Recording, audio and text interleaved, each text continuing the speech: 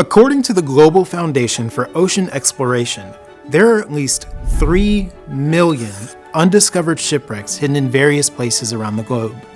Now, of course, not all of these are of the pirate variety.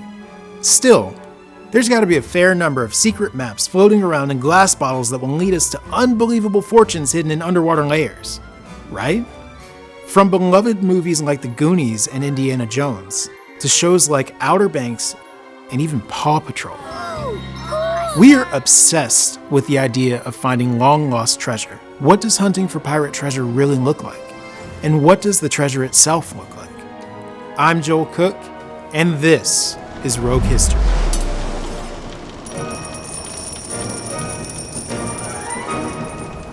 My greatest hope as a kid was to find buried treasure. I'd dig furiously at the beach, in the sandbox, in my mom's flower garden, just certain that some peg-leg ne'er-do-well had chosen that exact spot to leave their most cherished possessions.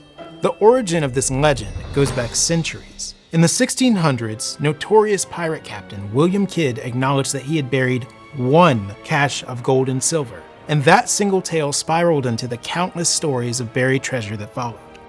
Regardless, I still do a little digging from time to time, though treasure now looks a bit different to my experienced eye. When I'm not hosting Rogue History, I'm a maritime archaeologist, which means I study the cultures of humans in the past with an emphasis on how they interacted with water. I've evaluated my fair share of shipwrecks. While we never go into a dive with profit on our minds, you'd be surprised at the kind of treasure a well-trained archaeologist can uncover. Take the Nan'ao I shipwreck, for example. Considered one of the most significant ancient shipwrecks in the world, this vessel was discovered in 2007 just off Nan'ao Island, the project's namesake, in the Guangdong province of China. The ship sank sometime during the late 16th or early 17th century, during the Ming Dynasty. We don't know for sure what the Nan'ao I ship was doing when it sank.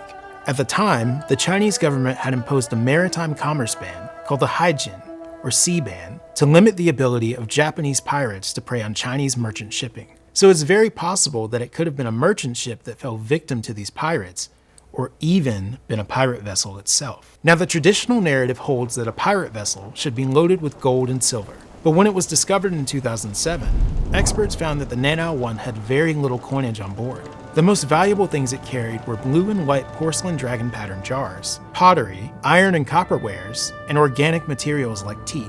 So while the Nan'ao I shipwreck may not have been loaded with coins and jewels, it did carry resources worth their weight in gold. What people at the time of the sinking would have accepted as lost goods became the modern maritime archaeologist's codebook for uncovering the little details of how those people lived their lives. On the other side of the world, the items that pirates deemed valuable also went well beyond mere gold, silver, and jewels. Any pirate worth his salt is looking for gold and silver in the form of coins mainly, but the problem was, very often, before they attacked them, they had no idea what was on board. Pirates of the 1700s were sort of on the land. They didn't have many places that they could go, so they had to stay out in the ocean for quite some time. They needed food and water. Lacking traditional treasure, or the ultimate goal, they would go after rather mundane items or anything that was on board, really.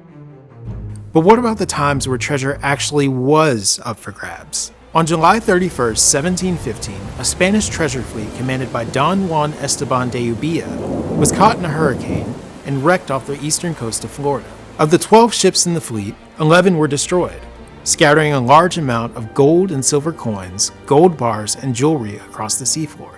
14 million in gold and silver. Now that's 1715 numbers. There were pirates that lived in Nassau, and once they heard about the gold and silver, they immediately sailed to modern-day Vero Beach. Within 11 days, Spanish salvage operations were underway, but the Spanish were unable to keep the wrecking of such a large treasure fleet a secret for long.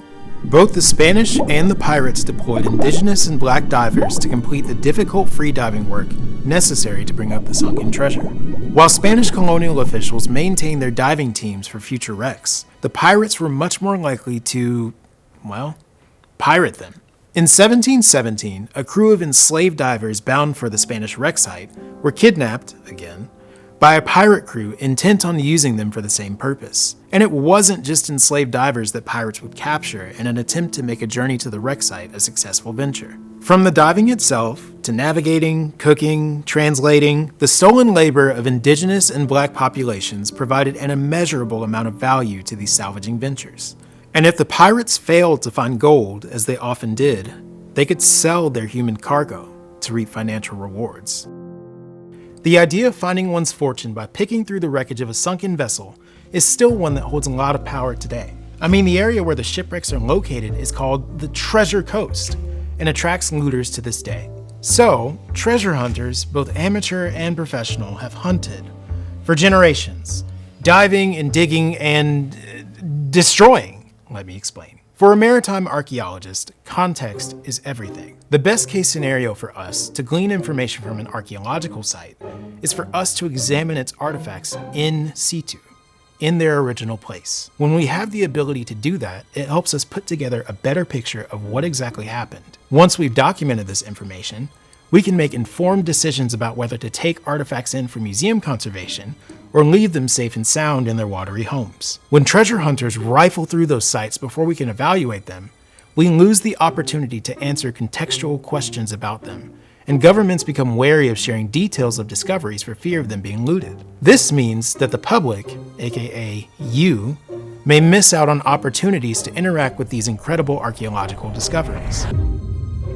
Take Black Sam Bellamy's Whydah pirate ship, for example. Constructed in 1715 as a slaving vessel, Bellamy captured it in February of 1717 and lost it just a few months later when it broke apart off Cape Cod, Massachusetts. The ship was rediscovered some 260 years later in 1984 when underwater explorer Barry Clifford found it by using a 1717 map created by a salvager and cartographer named Cyprian Southwick. Okay, so there's at least one old map that led to buried treasure. Sue me. The Whydah, they're still bringing things up from the ocean floor, and what they found so far is nothing short of amazing. Of course, the gold doubloons and the silver pieces of 8 are very dramatic. They've brought up many of the cannons and guns and some jewelry that was on board, which gives fascinating insights into life on board a pirate ship. What has been brought up and what still remains underneath the sand off of Cape Cod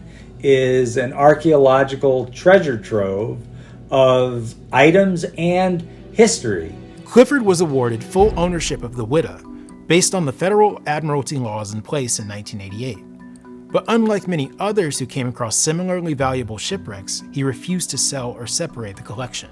Leaving the collection together allowed for many maritime archaeologists, including a few of my former classmates, to evaluate Whydah as both a pirate ship and as a former slaving vessel. For two threads of history, piracy and slavery, that have very little physical archaeological evidence to work with, to not separate the contents of the Whydah archaeological site allowed for studies ranging from forensic osteology of the skeletons found on board to gendered evaluations of the slavery-related material culture.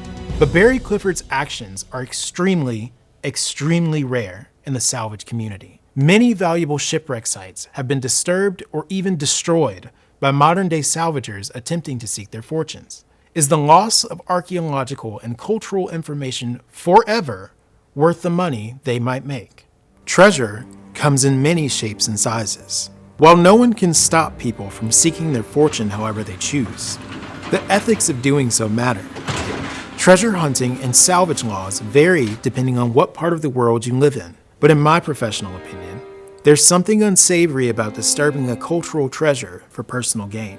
For me, a person descended from African people whose stories, and let's be honest, graves, are often disturbed or destroyed by these modern-day fortune seekers.